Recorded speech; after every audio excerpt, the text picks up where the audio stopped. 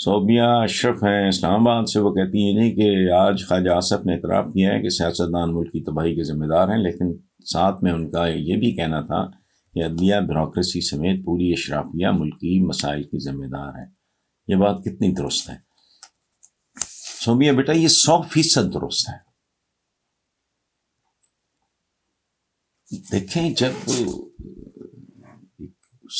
آپ آبادی دیکھو 22 کروڑ کا ملک، بلکہ 23 24 25 کا سمجھو، آپ کیا ہے؟ بالکل بکاؤ سے لوگ گداگری ناک سے نکیلیں نکلوائی ہیں IMF نے، میرے تو فلانا کرتی ہے، روتا پھر رہا ہے۔ وزیر اعظم کہتا ہے ہم نے اپنی سیاست ریاست پہ قربان کر دی ہے، اس کا مطلب ہے بیڑا غرق ہو گیا ہے ٹیک اوور کرتی۔ ان کی پاپولیرٹی پہلے ختم کی، رہتی سہتی جو ہے وہ اقتدار میں آئے ختم ہو گئی۔ تو ایسے نہیں ہوتا، ہر بندہ حصہ ڈالتا ہے، ہر بندے سے مراد یہاں ہے ہر ادارہ۔ تو سیاستدان کو ہم اس لیے بلیم کرتے ہیں، مثلا میں سیاستدانوں کو زیادہ فوکس کرتا ہوں اس لیے کہ I have no right to criticise, basically general criticism کی بات کروں، میں کسی جج کو، کسی جرنیل کو، یا کسی، میں کون ہوں؟ وہ تو میرٹ پہ آیا ہے، ایک طویل پروسیس سے۔ سیاستدان پہ ہم اس لیے بات کرتے ہیں کہ وہ آیا ہی ہمارے ووٹ کے سر پہ، اس کی اور اوقات ہی کوئی نہیں۔ کیا وہ سول سروس کا امتحان دے کے آیا ہے؟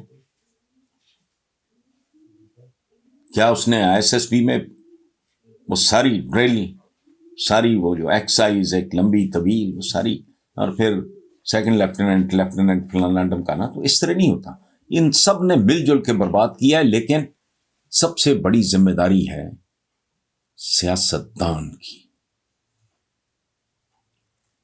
اس کا کام ہے سیاستدان کا باقیوں کو کینڈے اور کنٹرول میں رکھنا۔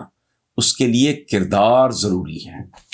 اگر وہ خود بے ایمان ہوگا، نااہل ہوگا، اور اوپر سے بددیانت بھی ہوگا، تو پھر ادارے اپنی حدود سے تجاوز بھی کریں گے۔ پھر وہ ضیاء الحق کی طرح کہیں گے سیاستدان کیا ہے، کتوں کی طرح دو مہلاتے میرے پیچھے آ جائیں گے۔ ضیاء الحق کا جملہ میں نہیں کہہ رہا۔ ایک شعر میں آپ کو سناتا ہوں،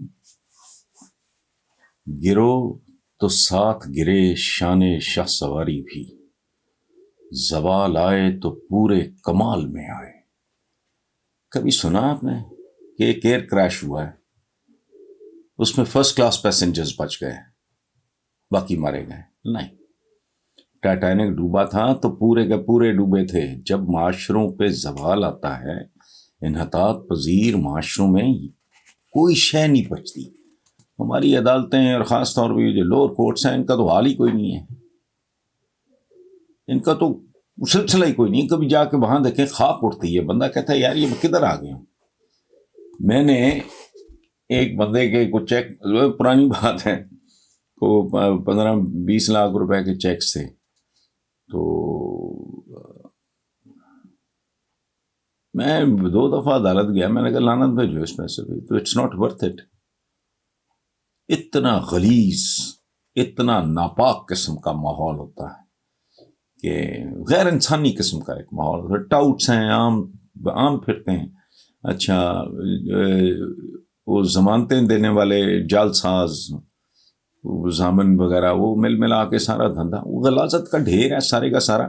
تو دی انٹائر سوسائٹی، ہمارا سارے کا سارا معاشرہ، جو میں کہتا ہوں کہ ہمیں جوہری بنیادی تبدیلیوں کی ضرورت ہے، تو اس کا کیا مطلب ہے؟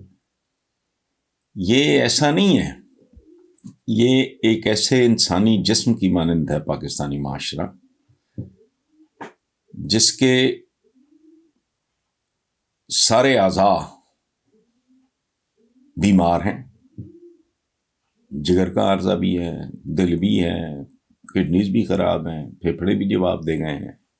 اچھا ہڈیاں اس کی فریکچرڈ ہیں، فریکچر ہو چکی ہیں۔ اچھا پٹھے اس کے کمزور پڑ چکے ہیں۔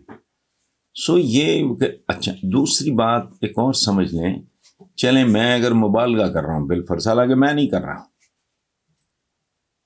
ایک بات یاد رکھیں، انسانی جسم کو اللہ معاف رکھے، ہر ایک کو اپنی پناہ میں رکھے، ایک عضو کو کینسر ہو جائے، پورے کا پورا جسم قبر میں جاتا ہے. صرف داڑھ میں درد ہو نا تو پورے کا پورا بندہ اذیت میں مبتلا ہو جاتا ہے. یہ جو حضور نے فرمایا تھا کہ مسلمان ایک جسم کی مانند ہیں، اور جسم ایکسپلین کیا انہوں نے کہ اگر اس کے ایک عضو کو تکلیف ہوگی تو پورا جسم تکلیف میں مبتلا ہو جائے گا. یہاں تو وہ بھوک ہے اعضاء، کہیں اعضاء کو نہ کھا لیں. میرے جسم کا اپنا ہی ایک بازو دوسرا بازو کاٹ رہا ہے. یہ تو صورت حال ہے. اس لیے اس معاشرے پہ تبصرہ کرنا کہ یہ درخواست بات آپ کی ٹھیک. میں 2 2.5 3 سال ہو گئے شاید، مجھے یاد نہیں ہے، یادداشت میری اس معاملے میں کمزور ہوتی جا رہی، کہ سپریم کورٹ کے کوئی جج رو پڑے تھے، پوتا کھڑا تھا سامنے اور پوتے کے بال سفید تھے، سفید ہو چکے تھے. یہ تو اس ملک میں نظام انصاف، یہ سارے نظام، معاشی نظام، سماجی نظام، یہ سارے نظام، یہ سارے ہی اسی طرح ہی ہیں.